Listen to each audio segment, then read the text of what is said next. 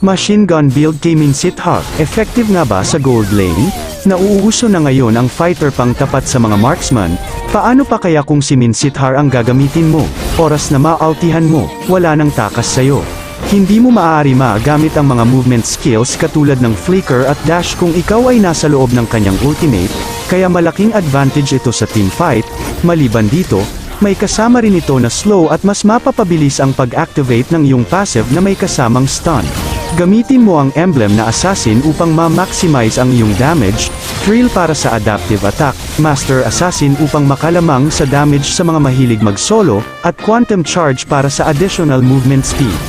Karamihan sa mga viewers ko ay di pa naka-follow sa page ko. Sana ay may time ka para pindutin ang follow button para lagi kang updated sa mga tutorial videos na tiyak makaka-improve ng gameplay mo. At sa tingin ko'y hanggang dito na lang muna. Sana'y may natutunan ka,